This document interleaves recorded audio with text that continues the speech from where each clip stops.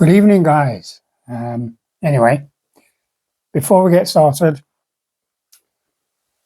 go tooth's back, and you can lick his sack from the back. Anyway, yeah.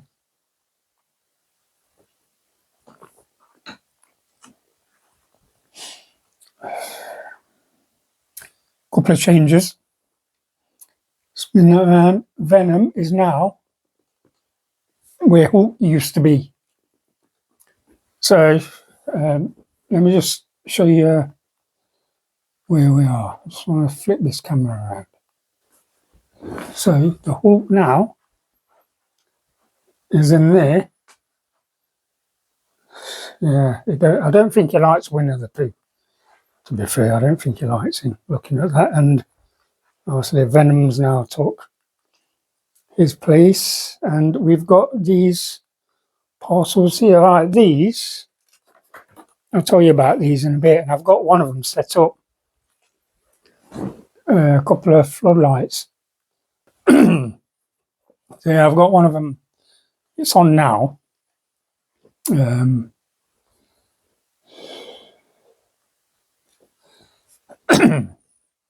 I haven't left feedback yet for any of that, obviously, because there's some I haven't opened. And yeah, the floodlights, I'll tell you about them in a bit. Like I say, I don't know. I set one up earlier, really, but I'm not going to. Long story. I'm in conversation with the guy that I brought them from. And I'll explain that as I go through opening. Pardon me. All right, where do I start? Yeah, right. Halloween. All day, guys. Halloween. Everybody's doing their 10 Halloween games. Everybody's, yeah. If you're a gamer, you're a gaming YouTuber, you watch every other YouTuber's channel. A bit like the CEX thing, you realise they all do the same thing. Show you what's on their shelves. And now they're all doing their top Halloween. So I'm not going to do that. I'm not going to do that, guys. I don't care. But I did have a bit of experience earlier. I live in a bungalow because of my health. Can't climb stairs because I get out of breath. My lungs are knackered. I've said all these stories before about my health. And so it's not very often through the years. I've been here 12 years. And it's not very often through the years that people have actually knocked on the door and done a trick or treat. But I'm one of these where throughout time, I end up collecting loads of 2s and 1s, 2p's, 1p's, and my grandkids now are too old. They don't want them. To them, it's shrapnel. When they was younger, I used to just give them a pot for them and say, there you go, and they loved it. But so over the years, I've been thinking, all right, wait for the trick-and-treaters and give them to them. So anyway, I won't expect, like I said, to be honest, I won't expect any trick-and-treaters. Because they tend not to knock on because they think, well, it's a bungalow, everybody's old, decrepit, hard of hearing. To be honest, guys, most of them are.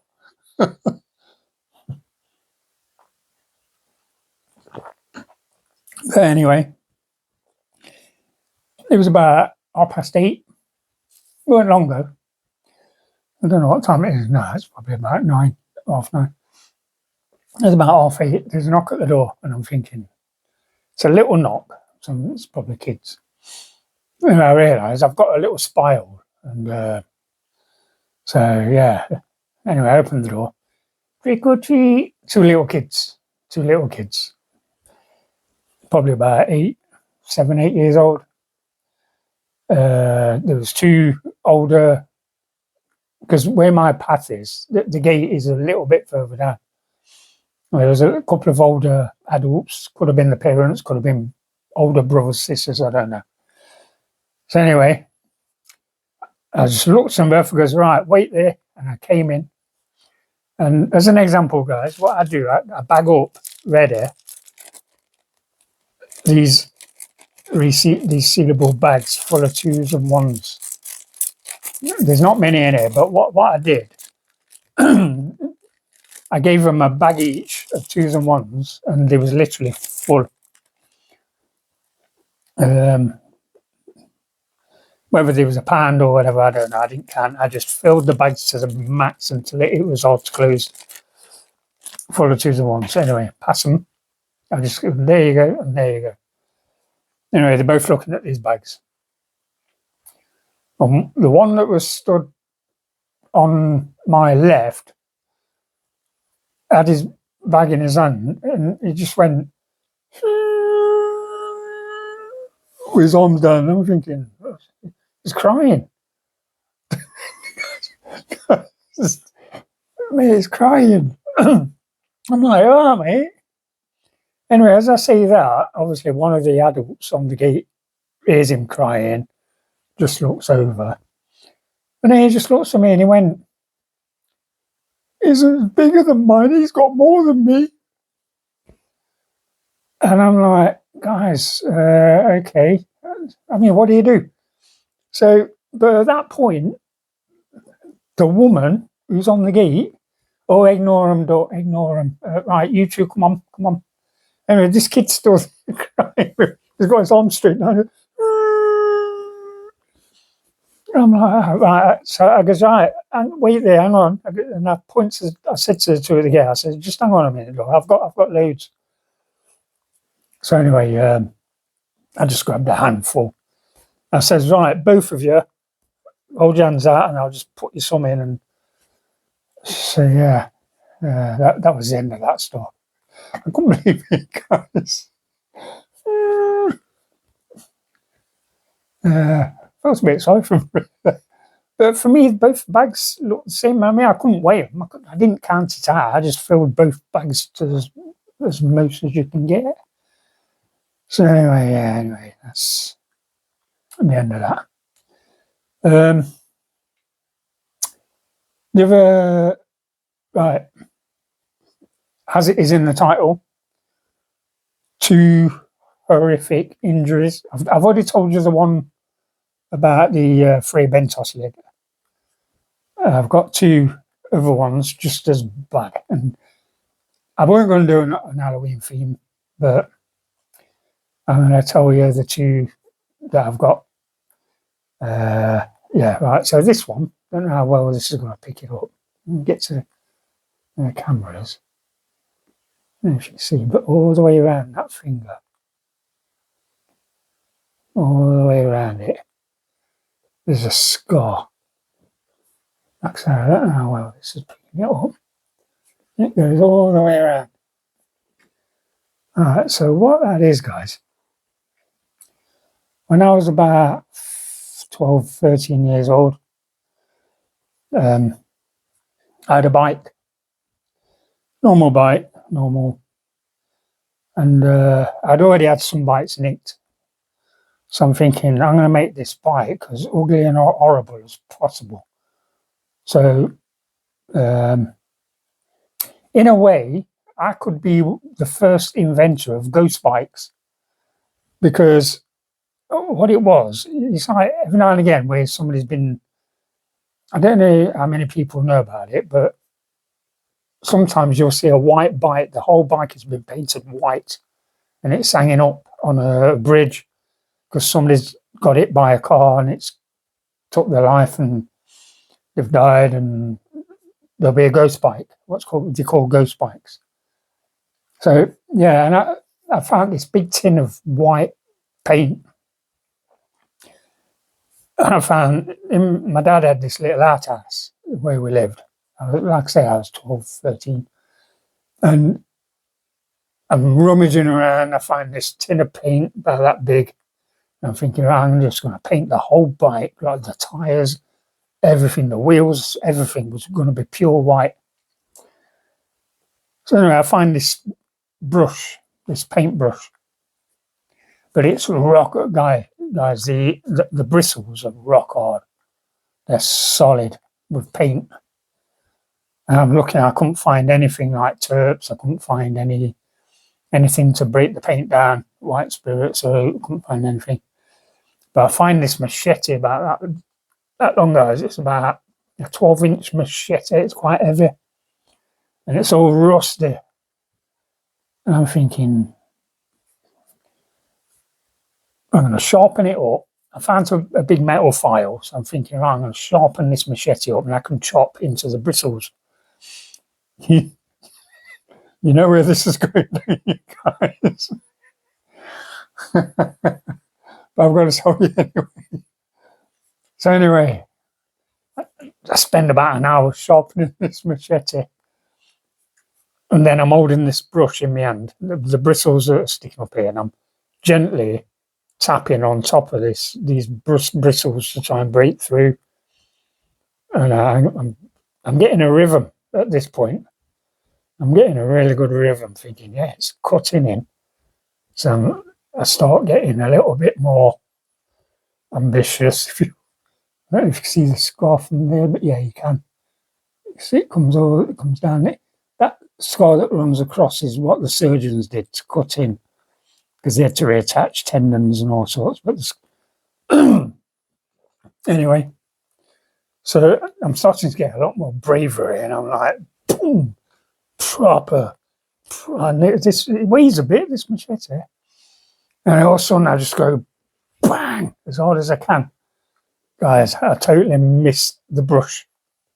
It went straight down through that finger, through the bone, through the tendons. The brush drops. I drop the brush. Next thing, that finger is just hanging. It's literally hanging just on that bit of skin there. So there's a massive wedge there where it's opened up. I've literally chopped through it. And at this point where we lived, I'm sat on the back doorstep. My parents are in the front room, and I could feel this horrible. I'm thinking I'm going to pass out. So I remember just letting out this, Mum, Dad, help. And as they come through, they realise what's gone off. Obviously, ambulance, get to the hospital.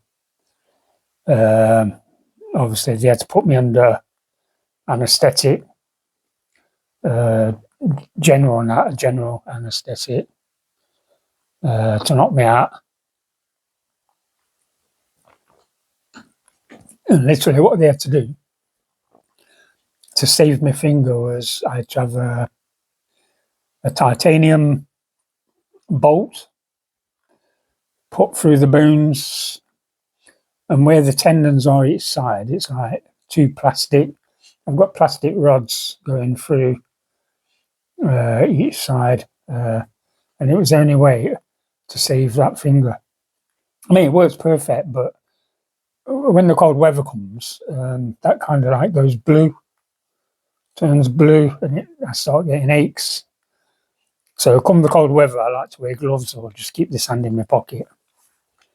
But yeah, that's one of my horrific. Oh, it was horrible, guys.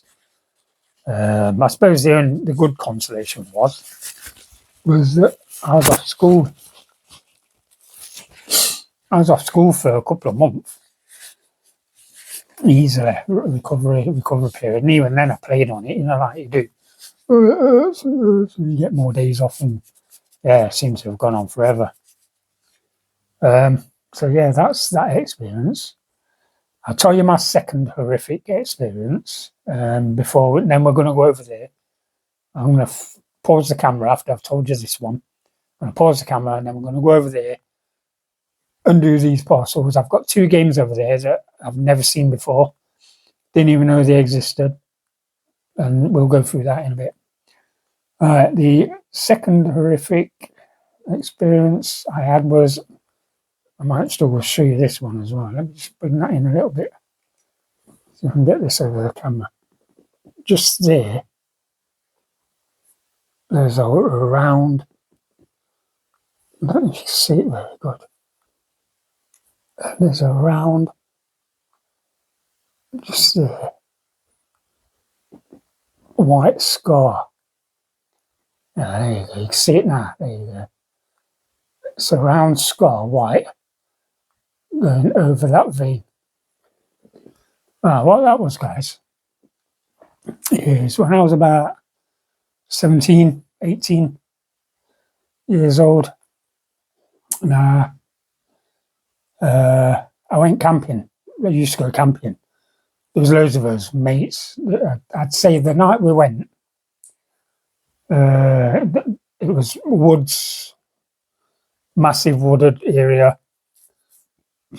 Obviously, we all went equipped. Tents, food, beers. I mean, you can't go without beers, can you? Anyway,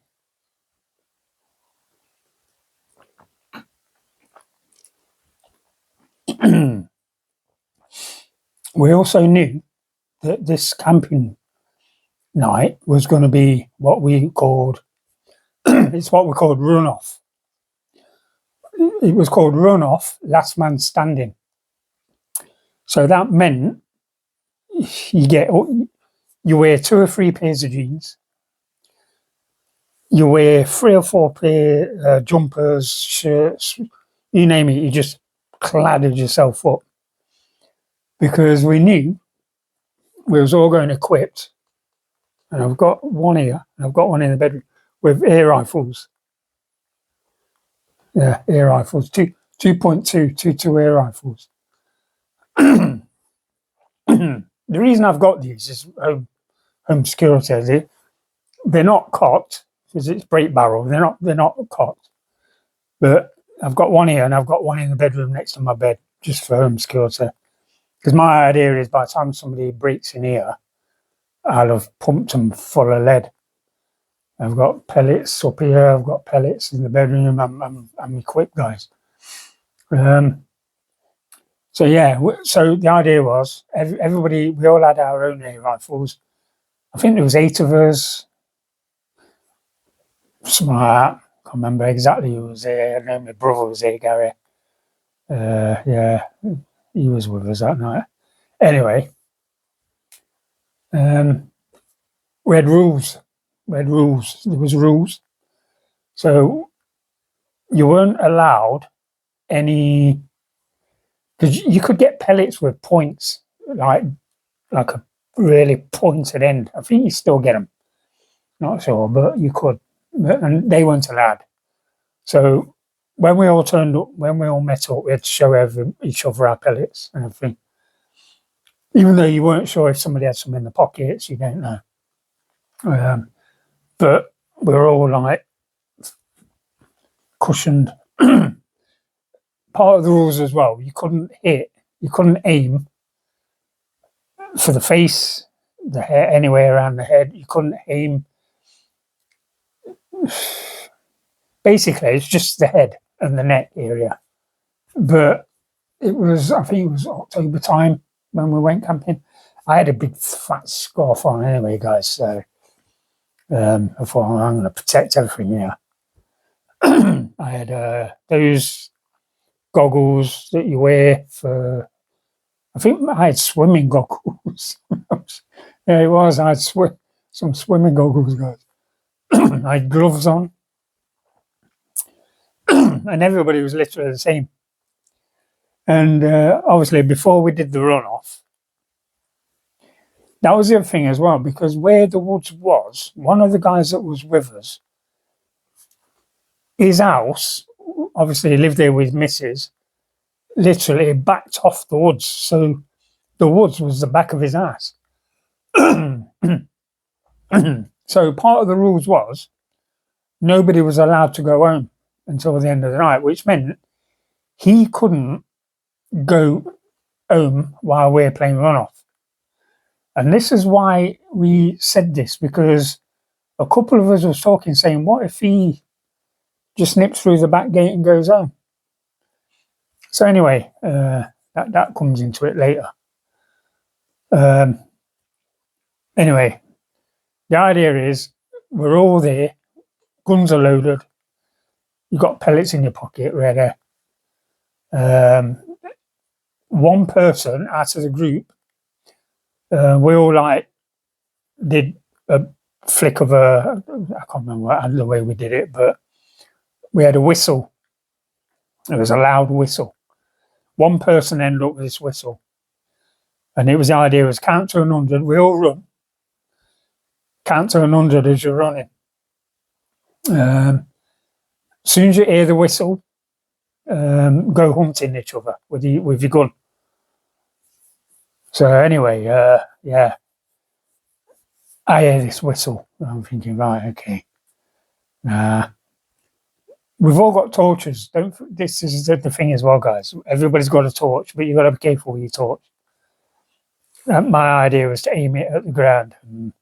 But every now and again in the foreground, you could see somebody's torch, so you feel, right, go that way. Then all you hear is the crack of the pellet because somebody spotted a torch and they would shoot towards that area. Anyway, as time went on,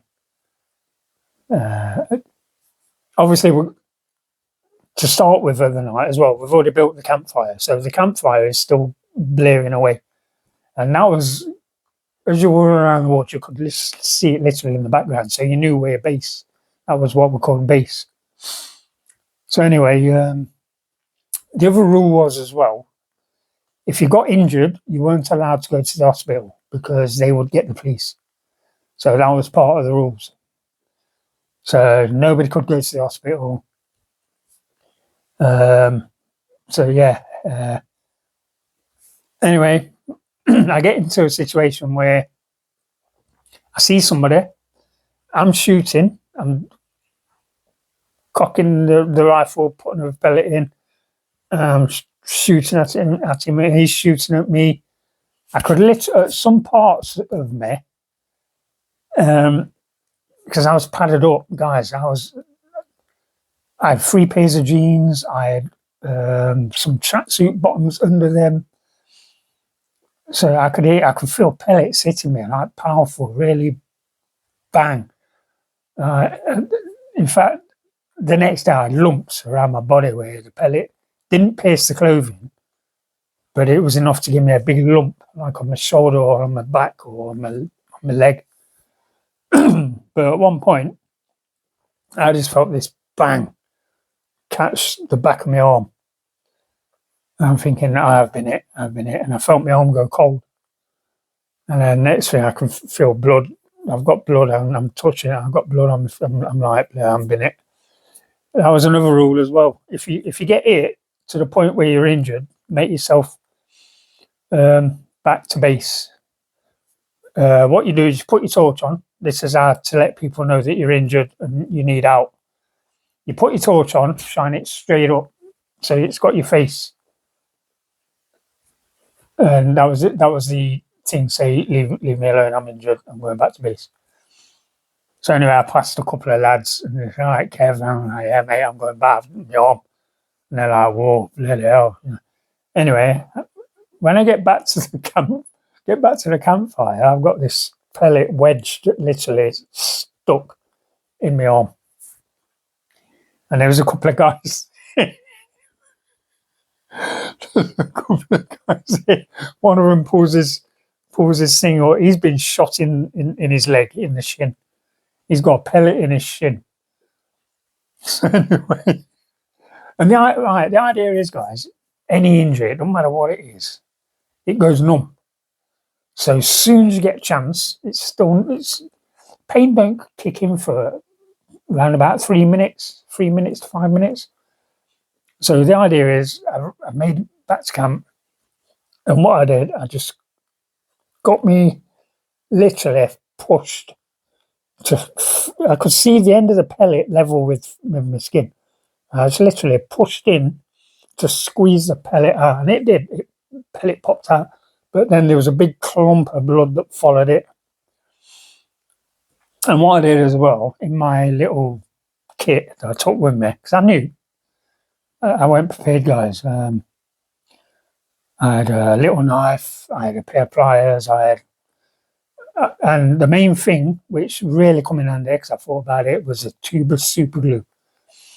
So what I did, one of the lads at the campfire, I said to him, I says, right, what I want you to do, if I pull this together, you just run the glue down and I'll hold it in place.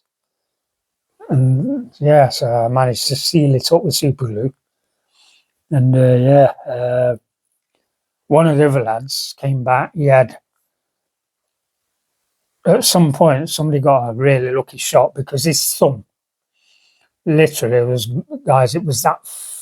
massive. His thumb was right out here. And the pellet had gone in. It's gone in the side of his thumb as he's running. And literally, his thumb's just swelled up. But anyway, going back to the guy with the ass that backed onto the woods. At this point, there's like 6 or 7 of us, 7 of us around this campfire, all injured, trying to mend ourselves. And we're like, yeah, where is it? But he's gone home. So anyway, obviously we knew where he lived.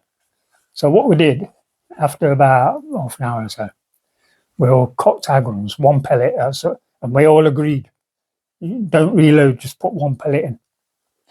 There's like 6 or 7 of us at this point. We're all ready.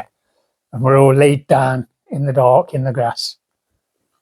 Must have been there for a good 15, 20 minutes. Next thing we see his back gate come open. And he comes walking out, eating sandwiches and we're dirty git. So anyway, we all let rip. Guys, I swear, I kid you not, guys, we all just opened fire on him. Next thing, he's on the floor screaming. We was all like aiming for his legs. He was a big guy, big stocky guy, so he can take it. He's a bit fat. So anyway, he's on the floor screaming at this point, and then managed to get him back to the campfire. Oh no, his missus come running. She actually running out, saying, "I'm going to get the police and all this lot and whatever." So anyway, I think he ended up digging about 3 or 4 pellets out of his legs. Over the neck, he couldn't walk for about 3 weeks. I was in pain. He had swellings. What I had. That swelled up. That was all bruised. The bruising actually went all the way up my arm. Oh, it was horrible. But yeah, that's my 2 horrific injuries and scars. I don't know which one was the worst.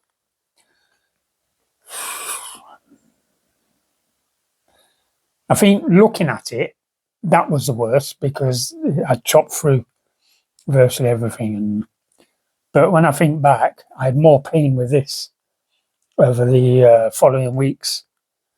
I remember being on painkillers, trying to get painkillers from people. Oh, you're going to need. I think at the time everybody was having cocodamol, which was banned now.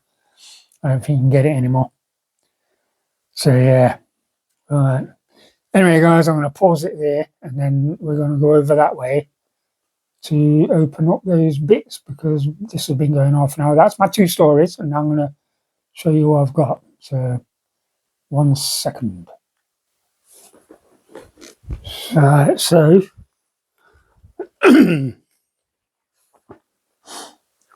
just a quick chip to the toilets as well, that was. Alright, my phone's on in it, yeah. Alright, so floodlights. I've got one up there, which is, there's the empty box for it. Right down there. The reason I've got 2 is because you get 2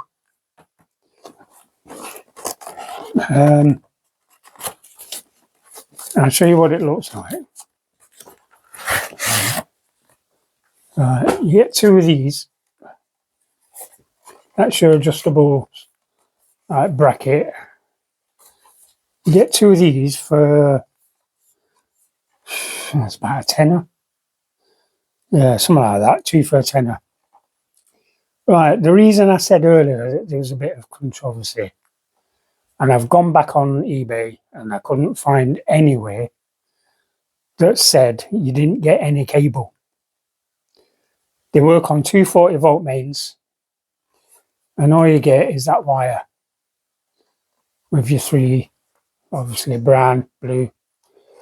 I think it's not a problem because it's electrician, I can wire it up anyway, but I'm thinking, I'm sure it's...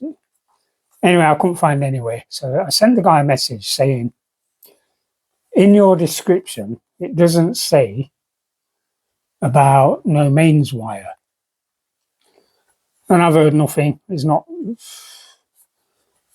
been in touch. So I thought, right, so earlier I sat there and I thought, get some wire, pull a plug on there and plug it in, just make sure they work. Guys, they are good. They're bright. They are bright. And for the price, like I say, 2 for a tenner, can't really go wrong. So all I'm going to do with this, I'm just going to do the same. I'm going to extend the wire and put a plug on the end because they are mains. Plug straight into the mains. Yeah, apparently 100 watts. I don't know what lumens. Don't know what the thing is. I can't. Don't know. Anyway. Yeah, so that is those. So, yeah, I'm going to put that there out of the way. Because I just wanted to, while I'm recording, I just wanted a bit more light. So, I don't know whether I'm at the right angle, but the one I've just showed you, I'm going to set that up over there because most of my recordings are either done from this angle or that angle. And I think if I can cover all corners of the room, I'm happy. So yeah, that is the... Yeah, I sent him a message. I says, it don't say anywhere. I was expecting to get them and plug them straight in, but and they never answered me back. So anyway, doesn't matter. Anyway, guys, I've got here, I'm going to put this TV on because I want to see if this loads. Alright. I've got a game I've never heard of. Didn't even know it existed. I'm probably going to get comments saying, oh, yeah, it's common. Alright, it's called Samurai Jack. The Shadow of Aku, Samurai Jack. I never heard of it. I didn't know. I didn't have a clue. Came across it on eBay.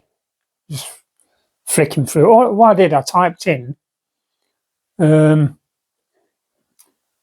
martial arts, samurai, that sort of fighting games, and then I'm scrolling down, I'm seeing, and then all of a sudden I'm seeing this. So I thought, I think what did I pay for that? I think I paid about 16 quid, 17 quid. So yeah, I got the manual with it. Obviously the disc. Yeah, so anyway, I'm going to put the disc in, see if it loads, because again, guys, I haven't left feedback with that yet. So what I'm going to do, I can never find the opening. Oh, there it is. Anyway, so I'm going to plug this in, see if it loads. It should do, I imagine. I don't like touching the disc with my fingers. If that's, yeah, it is set. You should be able to see that. I'm not going to play it, I just want to see if it loads. The manual looks in good condition as well. Yeah, so I thought, yeah. I didn't know this existed, guys. I don't know anything about it. Oh, it's Cartoon Network. I didn't know that either. Okay. So that might be fun. Let's just volume.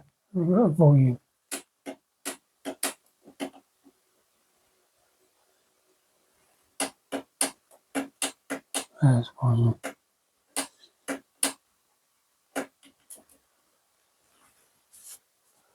No, well, that's going. I just want to see if it goes into demo mode, and then I'll show you because we've got another three here.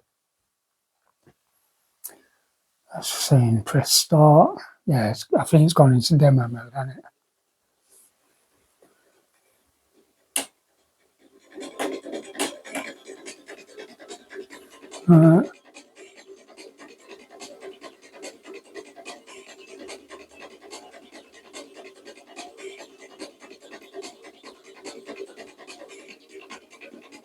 I didn't know it was Cartoon Network. So, oh yeah, it does, guys. It does. It does actually say Cartoon Network right there at the bottom with my fingers. Never noticed that. Anyway, I'm looking forward to playing it. I've got Cartoon Network Racing on the shelf. That's not a bad game.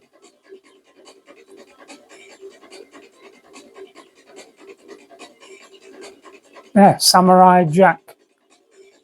The reason it caught my eye was because of the cartoon effect.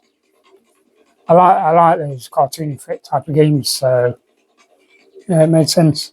I'll just play for this demo and then we'll open some of these up. There you go. Right. Hello.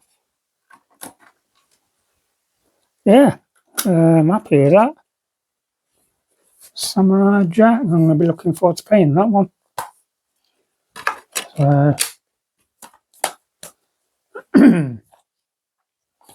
Right, just leave that. And then right, let's open this. Right, okay.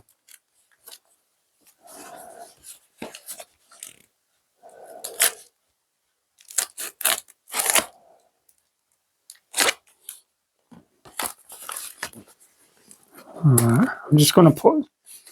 I'm not sure if these are all. Right. Okay, so that's Dead or Alive 3 for the original Xbox. Because the last video I did, I bought Dead or Alive 4 for the 360, and I was looking on my shelf earlier thinking, I've got Dead or Alive 3 for the original Xbox. Now I'm thinking, is it in Narnia? Couldn't find it anywhere on the shelf, so I'm thinking it could be in Narnia. So I went to me book where every game that ever comes in here gets listed, regardless whether it goes into Narnia or not. Ever since everything I've ever had, as soon as I receive it, gets wrote down. And that way, if it gets lost in Narnia, I can just go to my files and look and think, yeah, I've got it. But it weren't in there neither. It weren't in my files. So anyway, it's got the manual. It's got a few booklets, things. Yeah, so Dead or Alive 3. Let's check the disc. Is that rigged up? It is, but it means I'd have to fiddle about with the back to plug it into the SCART. Yeah, it looks nice anyway, so I'll test this one tomorrow. Because all I've got rigged up at the moment is I've got my PS2 rigged up, I've got my Super Nintendo rigged up. In fact, the original Xbox is the only one that isn't set up for playing at the moment. So yeah, Dead or Alive 3, guys. I'm looking forward to that one as well. I've never played it. Let's get this one. Yeah, that's alright. Alright, oh, this is a PS2. It's a blue box. So it's a PS2. Ooh, yes, I forgot about this. I ordered this.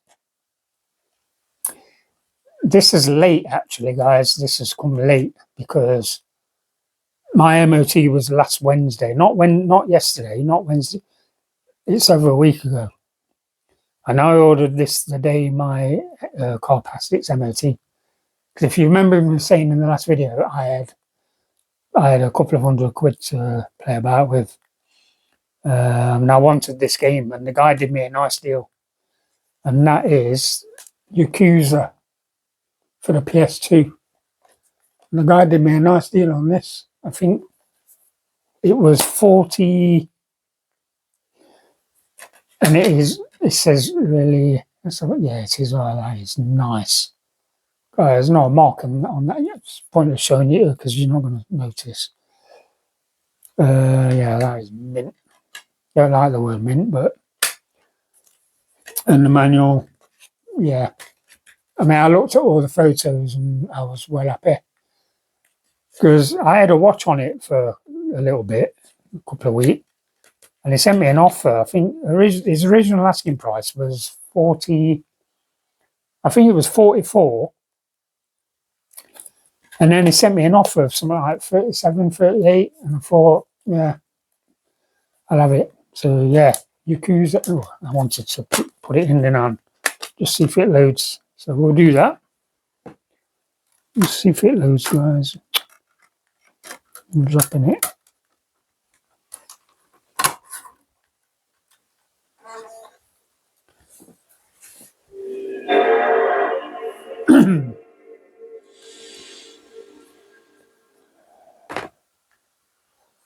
Let's see if there's a bit of a demo, and then we'll get to this box. I've got a box here.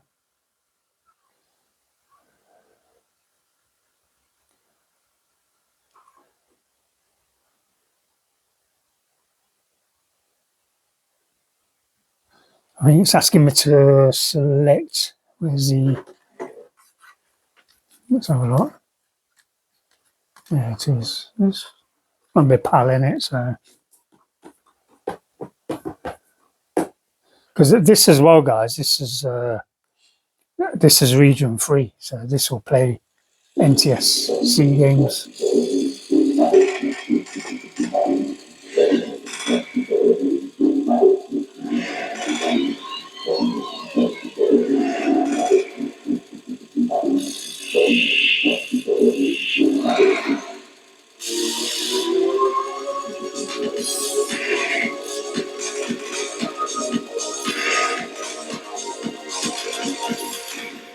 Oh, this is some Sega. I always remember that. Could run into me. It's Haruka. That's my name. Stand up a little bit. I just killed top cat. Tojo clan. I've never played this. I've never played it. I knew of it, but I've never played it. Same as Yakuza 2. There's a rumor that. But the thing with Yakuza 2, that's in Narnia, because when I ordered this, I went through my book and I found Yakuza 2 written down in my book, but I couldn't find Yakuza. So that's why I've got it. Thought I'd have it. So yeah. So I have got Yakuza 2 for the PS2.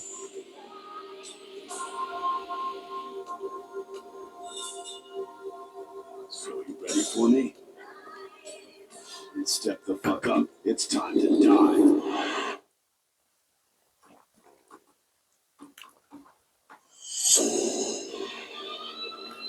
And there you go, guys. Well, I've got this box. I know what that is, and can't wait because I never knew this existed either. So, like I said in the title, two games I never knew existed, and my two horror experiences. So anyway, all right, let's stop that. So yeah, Yakuza, I'm looking forward to playing that. Because eventually I want to get... I think I've got... can't remember. Is it Yakuza Lost Souls or something? I think. I'm not sure. Anyway. Alright, so yeah, I'm looking forward to that. And this one. Let's just close that. Because I don't need the PS2 now. This, guys, is... Oh, it's a shoebox, isn't it? Oh, it's got his return. I'm not going to show you that. That's his return. I've scrubbed mine out.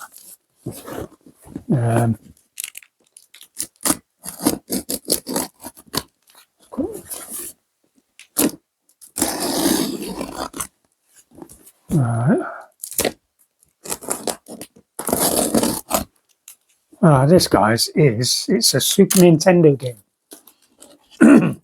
It's not bootleg. It's not bootleg. I don't care what anybody says, and I'll show you why it's not bootleg.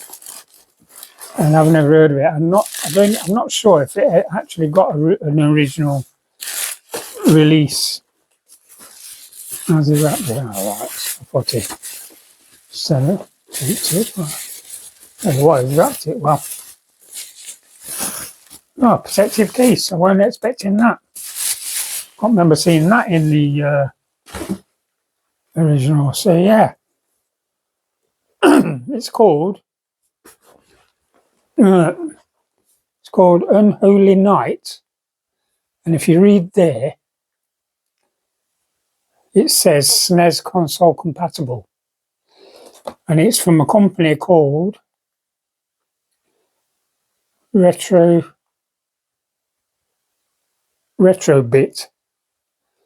If you look there on the back, you'll see. Yeah, so it's not a bootleg. It's 2017. This was released in the year 2017, guys. So it's what, 7 years old. So let's have a. So yeah, it's brand new. Look on the back.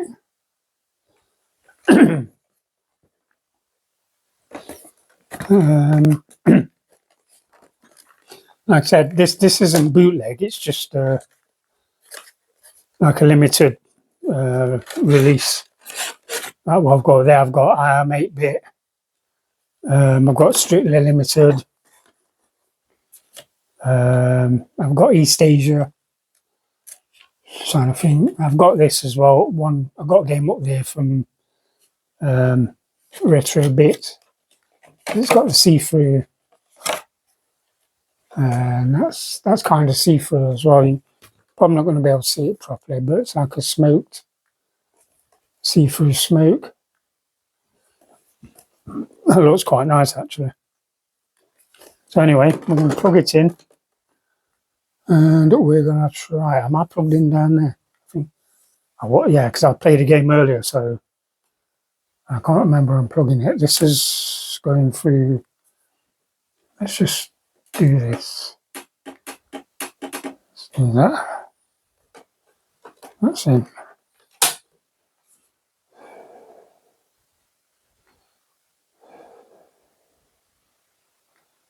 Right, there you go. Alright, it's loaded. So, you get a little manual as well. So, yeah, a little manual with it.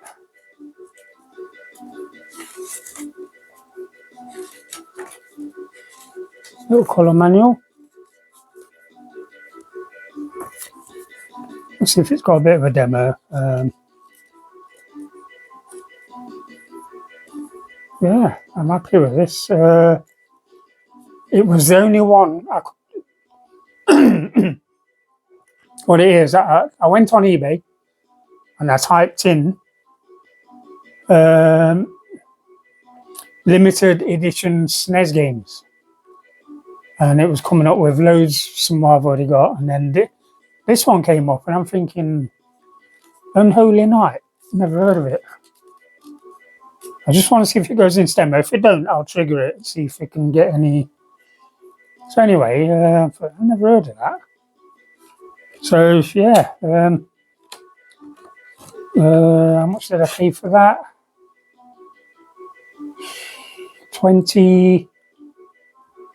It was the only one on eBay. I typed it in. So I thought, let's back out and then type it in. SNES, Unholy Night. That was the only one I could find. I think the guy was asking £27, £25, something like that. Anyway, let's trigger this.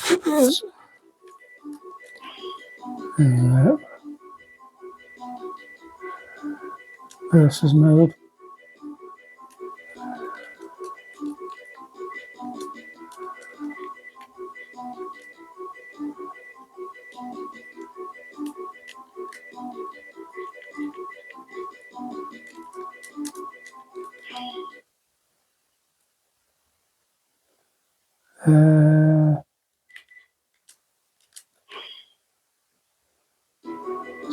Let's just go versus mode.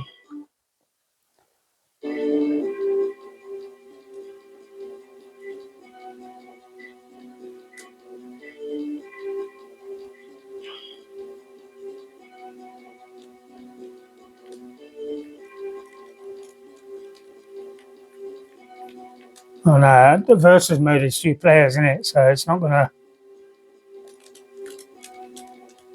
Alright, let's go out of that.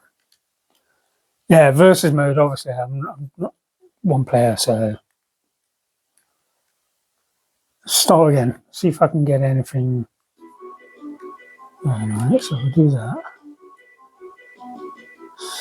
Story mode. Let's try story mode. There's a room between whatever coffin of strongest vampire. It's a vampire.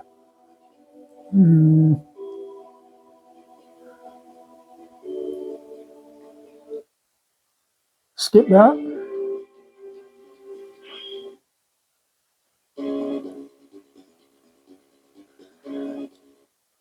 Skip through just to get to some. I know it works, so.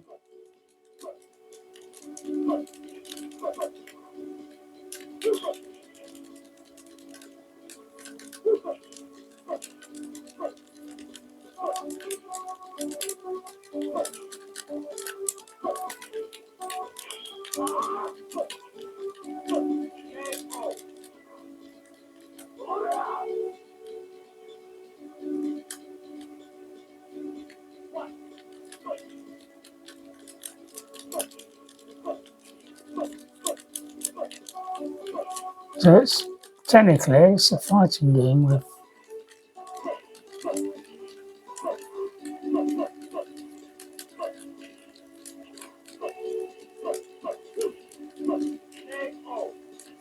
Yeah, done him anyway. Alright, guys. Yeah, so play some more of that another day. So yeah, I thought I'm having it. I know it's brand new, but it isn't bootleg. It's a proper game.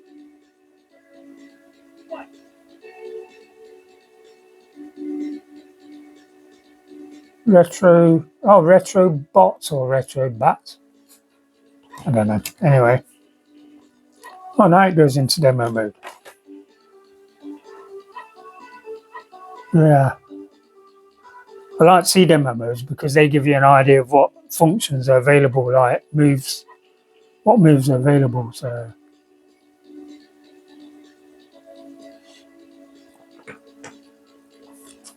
anyway, let's turn that off. And that is it, guys. That's all of my stuff.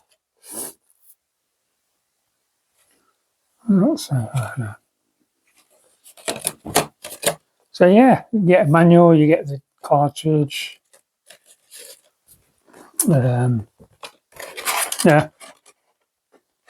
And it is literally brand new. Well, came out in 2017. So,